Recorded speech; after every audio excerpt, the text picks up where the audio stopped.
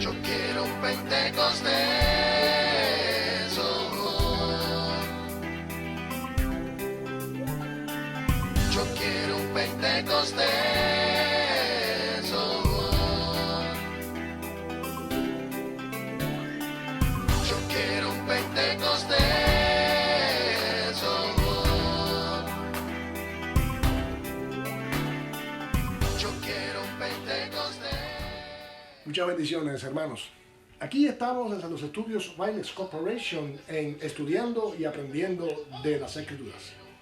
Y hoy estaremos hablando sobre una fecha muy importante para los cristianos de todo el mundo. Hablamos del día de Pentecostés. Este día es conocido y festejado por los cristianos porque en esta fecha celebramos la venida del Espíritu Santo. Pero este evento no se celebra solo entre cristianos, sino que esta celebración tiene su origen mucho antes de que Jesús caminara en la tierra. Les invito a investigar, a estudiar y a aprender con las Escrituras. Para comenzar, podemos decir que esta festividad tiene su origen en el pueblo judío. Para ellos, Pentecostés tiene lugar 50 días después de la Pascua. El fondo histórico de esta celebración se basa en la fiesta judía llamada Shabbat, que traducido es la fiesta de las semanas, durante la cual se celebra el 50º día de la aparición de Dios en el monte Sinaí. Por lo tanto, en el día de Pentecostés también podemos decir que se celebra la entrega de la ley al pueblo de Israel.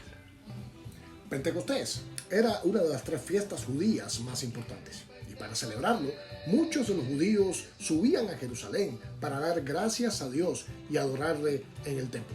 Se trata de la festividad de la recolección, día de regocijo y acción de gracias en que se ofrecían las primicias de lo producido por la tierra. Estaba estipulado que la celebración debía festejarse 7 semanas después que empezase la primera labor de la siega.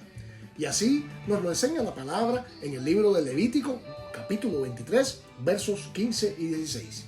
Y contaréis desde el día que sigue al día de reposo, desde el día en que ofrecisteis la gavilla de la ofrenda mecida, 7 semanas cumplidas serán. Hasta el día siguiente del 7º día de reposo contaréis 50 días. Entonces ofreceréis el nuevo grano a Jehová. ¿Cuál es la fecha exacta del día de Pentecostés? Bueno, para contestar a esta pregunta no debemos regirnos por el calendario gregoriano, puesto que esta es una celebración marcada en el calendario lunar. Es por eso que no se pueden dar fechas exactas y certeras para esta celebración. Los fariseos interpretaban el día de reposo de Levítico 23:15 como la fiesta de los panes sin levaduras.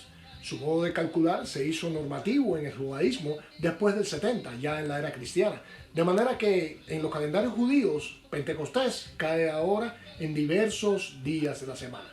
Los saduceos, por su parte, celebraban en el día 50 a partir del primer domingo de la Pascua. Este modo de calcular sirvió para determinar el cumplimiento público mientras hubo templo. Y se justifica, por lo tanto, que la iglesia conmemore el primer Pentecostés cristiano en día domingo.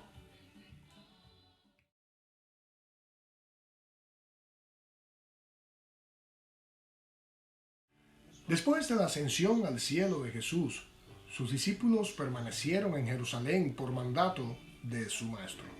El libro de los Hechos de los Apóstoles, en su capítulo 2, nos narra lo que sucedió aquel día de Pentecostés, 50 días después de la resurrección de Cristo.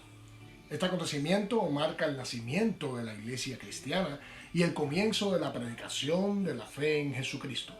Además, fue ese día cuando se cumple la promesa hecha por Jesús a sus discípulos de no quedar sin guía espiritual en el nacimiento de la predicación de las buenas nuevas de salvación traídas a través de él. Fue ese día también cuando aquellos discípulos reciben el bautismo del Espíritu Santo. Pero un momento, ya los discípulos habían recibido el Espíritu Santo. Aconteció el mismo día de la resurrección, en horas de la noche, el Evangelio de Juan, capítulo 20, entre los versículos del 19 al 23, narra la aparición de Jesús en medio de sus discípulos. Y específicamente en el verso 22, vemos cómo Jesús sopló y les dijo: recibid el Espíritu Santo. Pero entonces, ¿cómo explicamos esta disyuntiva que se nos acaba de presentar? Si desde Juan 20 los discípulos recibieron el Espíritu Santo entregado por el mismo Jesús, ¿cómo es que en Hechos 2 lo vuelven a recibir? ¿Cómo explicamos estos dos acontecimientos? Se puede deducir de Juan 20:22, donde dice que Jesús sopló sobre sus discípulos, que se refiere a la regeneración. ¿Cómo es esto? Solo lo sabremos si escudriñamos bien las Escrituras. Mirad, el verbo griego para sopló, que se pronuncia enfusado, y se utiliza en este pasaje, es el mismo empleado en la Septuaginta, en el libro de Génesis, capítulo 2, versículo 7, donde Dios dice, y sopló en su nariz aliento de vida, y fue el hombre un ser viviente. También es el mismo verbo que se encuentra en Ezequiel 37, versículo 9, que dice, y sopla sobre estos muertos y vivirán. El empleo de Juan de ese verbo indica que Jesús estaba dando el Espíritu a fin de producir vida y una nueva creación. Es decir, así como Dios sopló en el hombre físico el aliento de vida, con lo cual llegó a ser una nueva creación, en esta ocasión Jesús sopló sobre sus discípulos en sentido espiritual y ellos llegaron a ser una nueva creación. Y esto fue lo que sucedió en Juan 20. Ahora, ser bautizado en el Espíritu. Finalmente hemos llegado a este acontecimiento que sucedió en el día de Pentecostés. La palabra de Dios nos enseña que el bautismo del Espíritu Santo es para todos los que profesan la fe en Cristo, los que hayan nacido de nuevo y hayan recibido la presencia del Espíritu en ellos.